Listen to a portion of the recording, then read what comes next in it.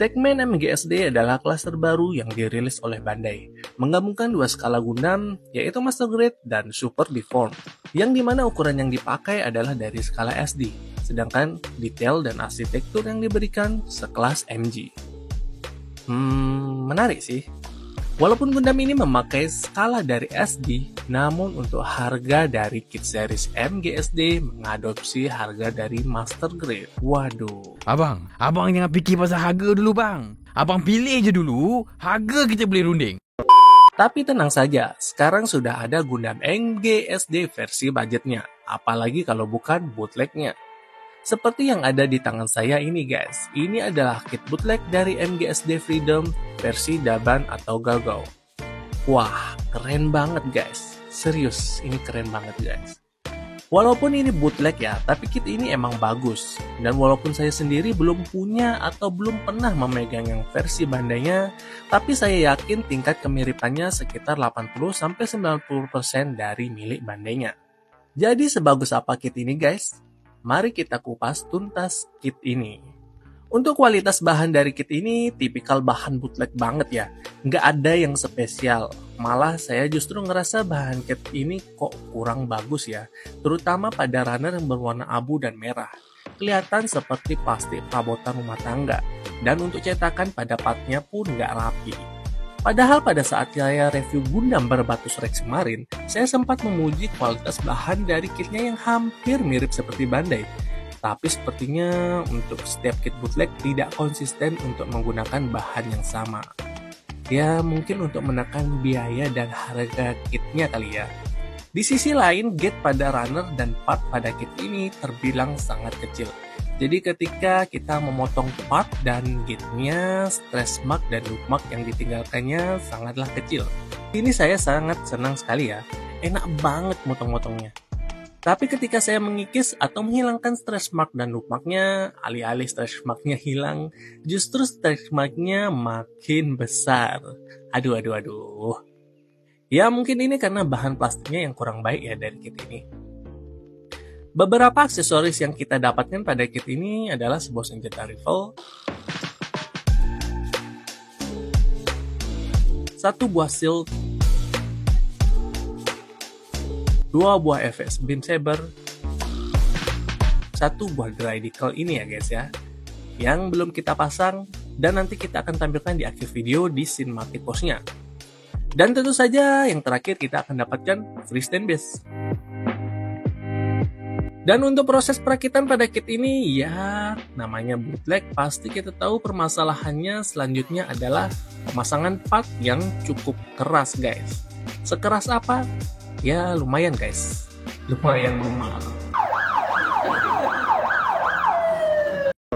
Ya beberapa part memang sangat keras untuk dipasang dan memerlukan treatment khusus seperti kita kikis atau amplas bagian yang susah masuk.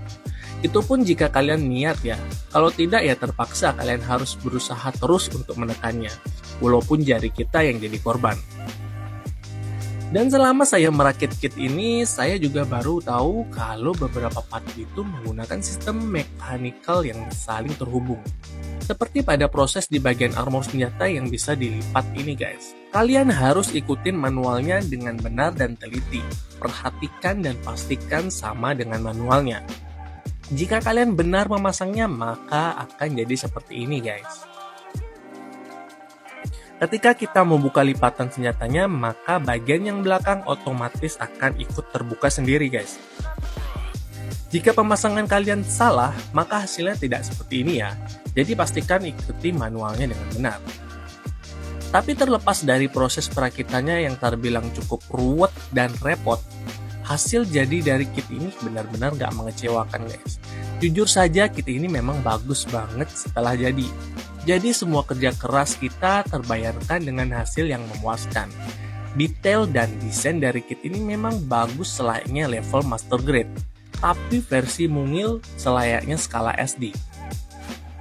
Dan untuk artikulasi dari kit ini lumayan cukup bagus ya.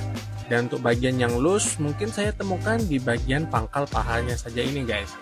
Karena ball jointnya ini kurang solid ya untuk masuk ke part bagian pinggangnya ini guys. Sisanya aman-aman aja.